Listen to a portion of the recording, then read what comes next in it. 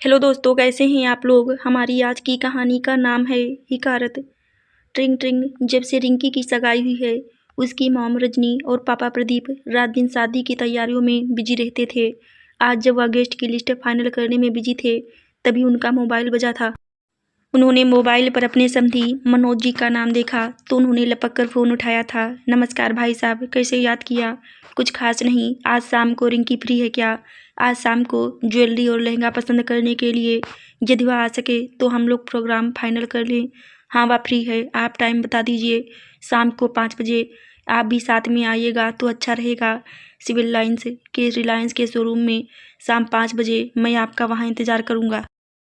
जी, हम लोग पहुंच जाएंगे। नमस्कार, हम लोग शाम को मिलते हैं। रिंकी अपने माँ बाप की इकलौती बेटी थी। उसके पापा प्रदीप जी खूब धूमधाम से उसकी शादी कर रहे थे। ज्वेलरी शाम में अकेले निखिल और मनोज जी को देख उन लोगों का माथा ठनका था। निखिल की माँ मोहिनी आंटी क्यों नहीं आई, वह मन ही मन में सोचती रही। जब रिंकी ने निखिल से पूछा तो वह बोला, मम्मी यहाँ आकर क्या करती, ज्वेलरी तुम्हें पसंद करनी है। रिंकी चुप रह गई थी, लेकिन उसे मम्मी जी का न आना अटपटा सा लगा था। उसने जब भी माँ जी को देखा था, उन्हें बिल्कुल चुप चुप ही देखा था। शादी की गहमा-गहमी में वह इतनी व्यस्त रहीं कि कुछ सोचने का समय ही नहीं मिला। वह विदा होकर ससुराल आई तो जब माँ जी ने उसकी आरती उतारी तो चेहरे पर खुशी और रौनक के स्थान पर डर और सहमापन था। यद्यपि वह भारी साड़ी और जेवरों से सजी हुई थी, लेकिन चेहरा बुझा हुआ था। एक के बाद एक रस्में होती रहीं, लेकिन माँ जी के चेहरे पर वही उदासी और अनजानापन छाया रहा। चेहरे पर बहू के आने का कोई उल्लास या खुशी का नामो निशान नहीं दिखाई पड़ रहा था। वह जेठानी चाची, बुआ और नंदों के साथ घिरी हुई हंसी ठिठोली में शर्म से लाल हो रही थी। तभी कमरे में निखिल को झांकते हुए देख चाची बोली, क्यों निखिल, तुझे जरा देर सब्र नहीं हो रहा। बहू तो तेरे साथ सारी जिंदगी रहेगी, हम सब तो थोड़ी देर में चले जाएंगे। निखिल शर्माकर वहां से मुस्कुराते हुए चले गए थे। रिसेप्शन की भीड़ भाड़ समाप्त हुई तो सब लोग बैठकर बातें कर रहे थे। रिंकी प्याजी रंग के जड़ाऊ लहंगे में और कुंदन के भारी से रानी हार में बहुत सुंदर लग रही थी, तो निखिल भी क्रीम कलर की शेरवानी और प्याजी दुपट्टे में बिल्कुल राजकुमार सा लग रहा था। नींद से उसकी आंखें बोझिल हो रही थी तो मुग्धा दी ने उसे कपड़े बदलने को कहा और वह गहरी नींद में सो गई थी। सुबह जब मम्मी जी कमरे में उसे जगाकर बोली, रिंकी, पापा के फ्रेंड मनीष अंकल नाश्ते पर आ रहे हैं, कल रिसेप्शन में नहीं आ पाए थे, इसलिए तुम लोगों से मिलने आ रहे हैं, तुम रेडी होकर आ जाना। तुम्हारे लिए दूध और बादाम टेबल पर रखा है। माँ जी, आप कितनी अच्छी हैं। वहाँ मेरी मॉम भी इसी तरह सुबह मुझे जगाती थीं। कहते हुए वह अपनी सास से लिपट गई। बहू का लाड़ दुलार पाकर मोहिनी जी की आंखों में खुशी के आंसू झिलमिला उठे। मोहिनी जी हड़बड़ाकर बोली, तुमसे बातों में उलझकर मेरा टाइम खराब हो गया, मुझे किचन में नाश्ता बनाना है। माँ जी, मैं साड़ी पहनूं या सूट। उसने पलंग पर सूट और साड़ी दिखाते हुए पूछा तो हिचकिचाते हुए वह साड़ी बोली। तभी निखिल बाथरूम से बाहर आकर बोला, मम्मा तो पूरी देहातिन हैं, उन्हें भला क्या समझ, मुग्धा दी से पूछो, वह बताएंगी। अपना अपमान होते देख माँ पनीली आंखों से कमरे से बाहर चली गईं। थोड़ी देर में पापा मनोज की चिल्लाने की आवाज़ उसके कानों में पड़ी, इस शर्ट के साथ ये टाई, तुम्हें जाने कब अक्ल आएगी, सारी जिंदगी तुम गंवार ही बनी रहोगी, अपने को सुधारना ही नहीं चाहती। पापा के चिल्लाने की आवाज़ से वह सहम उठी थी, कहीं निखिल भी उसके साथ ऐसे ही बोलेगा तो कैसे काम चलेगा। जब वह तैयार होकर नीचे पहुंची तो मनीष अंकल और आंटी आ चुके थे। उसने पैर छूकर उन लोगों से आशीर्वाद लिया। उन्होंने बहुत प्यारा सा झुमका गिफ्ट में दिया तो वह किचन में माँ जी के पास लेकर गई। माँ, मैं कुछ आपकी हेल्प करवा दूँ। नहीं बेटा, तुम नाश्ता करो। वह चुपचाप सबको नाश्ता सर्व करने लगी। तभी रामू ने पनीर का पराठा लाकर प्लेट में रख दिया था। वह तेजी से उठी और पापा को पराठा देने लगी तो पापा बोले, न जाने ये औरत कब नाश्ता बनाना सीख पाएगी। कुछ इडली या सैंडविच ही बना देती। निखिल ने सुर में सुर मिलाते हुए कहा, मेरे लिए ब्रेड टोस्टर में डाल दीजिए। अंकल आंटी पराठा और दही स्वाद से खा रहे थे। भाभी जी, पराठा खाकर तो आज मज़ा आ गया। ढोकला भी बहुत स्पंजी बना था, वेरी टेस्टी, परफेक्ट। और आपका मूंग का हलवा तो कमाल बना है। आप अपनी रेसिपी को यूट्यूब पर डालिए, आपका चैनल हिट हो जाएगा। मैं सीरियसली कह रहा हूँ भाभी जी।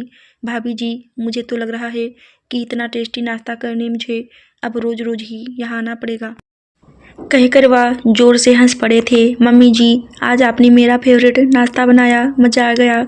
सबके कमेंट सुनकर मोहिनी जी के चेहरे पर तनाव की जगह मुस्कान छा गई थी।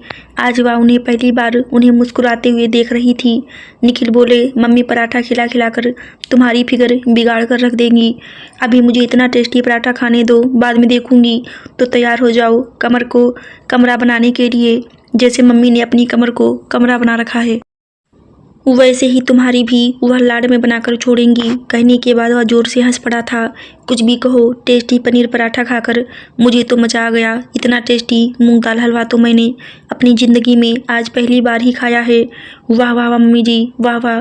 अगले ही दिन वह हनीमून पर चली गई थी। वहाँ पर उसने गौर किया कि निखिल या तो अपने पापा से बात करता है या अपनी बहन मुग्धा से। अपनी माँ से वह कभी बात ही नहीं करता था, इसलिए वह माँ जी से फ़ोन पर बात कर लेती थी।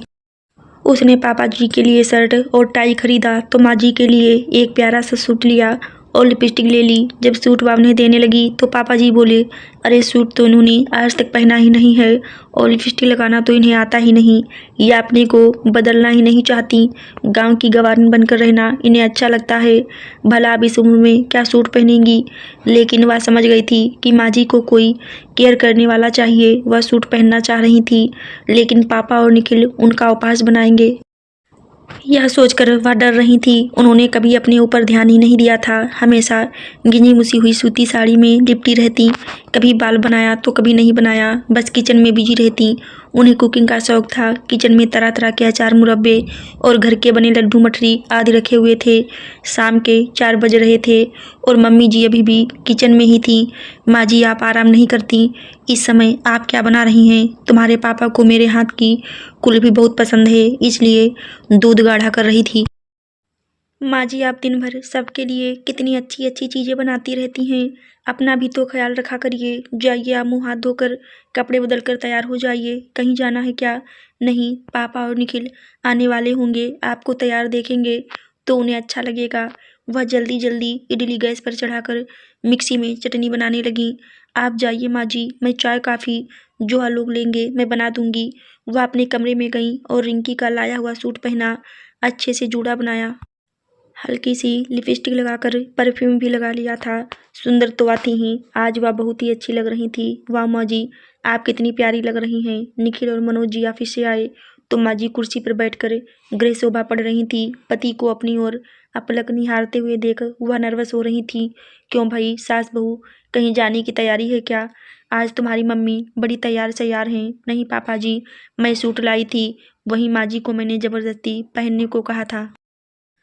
सूट में माँ जी कितनी स्मार्ट लग रही हैं। मनोज जी को चुप देखकर उनकी आंखें भर आईं। रात दिन गंवार गंवार सुनते सुनते उनका आत्मविश्वास समाप्त हो चुका था। उनको अपनी पोस्ट ग्रेजुएशन की डिग्री पर भी अब तो शक होने लगा था। रिंकी ने निखिल से पूछा कि पापा हर समय माँ जी को इतना हिकारत से क्यों देखते हैं? पापा कितनी स्मार्ट हैं, उनके सामने मम्मी एकदम गंवार लगती हैं। ऐसा तो नहीं है। वह निखिल की बाहों के घेरे में लिपट कर सो गई थी, लेकिन मन ही मन सोच लिया था कि वह माँ जी को उनका मान और सम्मान दिलाकर रहेगी।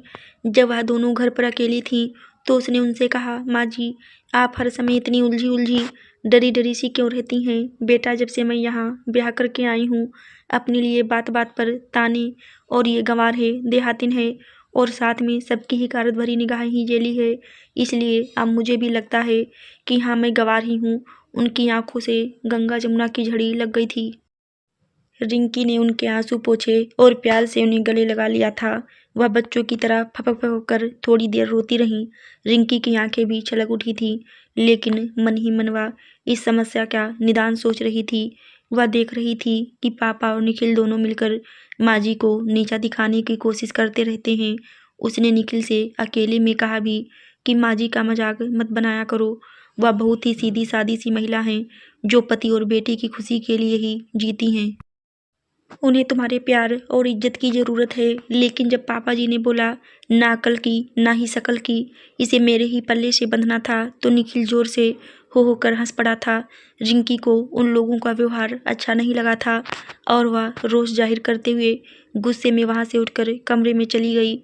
जब वह दोनों ऑफिस चले गए तो रिंकी बोली, माँ जी, आप तैयार हो जाइए, हम लोग बाहर जा रही हैं। नहीं बेटा, तुम्हारे पापा को मेरा बाजार जाना पसंद नहीं है। आप डरती क्यों हैं? मैं आपके साथ में चल रही हूँ, आप चलिए। तो वह उन्हें पार्लर लेकर गई, उनका हेयर स्टाइल सेट करवाया, आईब्रो बनवाकर फेशियल करवाया। जब आईने में उन्होंने अपना चेहरा देखा तो वह स्वयं को देखकर शर्मा उठी थी। रिंकी ने मन ही मन में निश्चय कर लिया था कि वह माँ जी की जीवन शैली का कायाकल्प करके ही रहेगी। जब रात में निखिल और पापा जी लौट कर आए तो पापा जी माँ जी को चोर निगाहों से देखकर बोले थे, रिंकी क्या बात है, तुम्हारी माँ जी तो सास बनते ही बदली बदली सी नजर आने लगी हैं। देखते जाइए पापा। उसने उनकी सूती साड़ियों में कलप और प्रेस करके उनकी वार्डरोब सजा दी थी। ऑनलाइन 6 से 8 सूट ऑर्डर कर दिए और कह दिया कि आप अच्छे से तैयार होकर ही किचन में आया करिए। पापा जी के रुख में बदलाव दिखाई पड़ने लगा था। अब वह पत्नी को प्यार भरी नज़रों से देखने लगे थे। जब एक संडे को उन्होंने माँ जी से कहा, चलो हम दोनों भी कहीं बाहर डिनर के लिए चलते हैं, तो मोहिनी जी की आंखों में खुशी के आंसू तैर उठे थे। जाने कितने समय बाद वह पति के साथ बाहर जा रही थी। उन्होंने जाने से पहले रिंकी के माथे को प्यार से चूम लिया था। एक दिन वह बोली, माँ जी आप मूंग का हलवा की रेसिपी बताइए, मुझे आपसे सीखना है। उन्होंने अच्छी तरह से पूरी विधि बताई। बस माँ जी आप बिल्कुल ऐसे ही बोलिएगा। मैं आपके नाम का एक यूट्यूब चैनल बनाऊंगी, उसमें आप बस जो कुछ बनाएंगी उसका वीडियो बनाकर डाला करूंगी। जब लोग आपको सब्सक्राइब करेंगे तो आपकी आमदनी शुरू हो जाएगी और आपकी फैन फॉलोइंग बढ़ जाएगी। नहीं बेटा, मुझसे ये सब नहीं होगा। माँ जी मैं आपकी मदद करूँगी। और फिर चुपचाप से शुरू हो गया रसोई मोहिनी की। पहले आप अच्छी तरह से तैयार हो जाओ, फिर बेसन का हलवा बनाकर शुरुआत करिए। घबराहट में वह बार बार नर्वस हो रही थी, लेकिन जल्दी ही सही तरह से वीडियो बनाकर अपने फ्रेंड्स के ग्रुप में डाल दिया। इसके सिवा 1-2 ग्रुप में और डाल दिया। शाम तक काफ़ी सारे व्यूज मिल गए, कमेंट भी आए। मोहिनी जी का मन तो खुशी से झूम उठा। उन्होंने लाड से रिंकी का माथा चूम लिया। बहू हो तो ऐसी हो जो अपनी सास को पहचान दिलाए। फिर क्या उनका आत्मविश्वास बढ़ गया था और 2-3 दिन के अंदर वह रेसिपी का वीडियो खुद बनाकर डालने लगी थी। और रिंकी के प्यार और सम्मान के कारण वह अपने को पहचान पाई थी। अब हर समय उनके चेहरे पर मुस्कान छाई रहती। वह अपने व्यक्तित्व के प्रति जागरूक हो गई थी।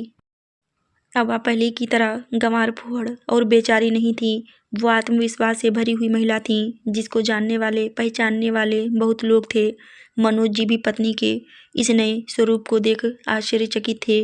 वह भी अब प्रशंसा भरी निगाहों से उनकी ओर देखा करते थे। मम्मी आपकी बहू ने तो आपकी ज़िंदगी ही बदल कर रख दी। हाँ बेटे, उसने मेरे हुनर को पहचान दिलवाई।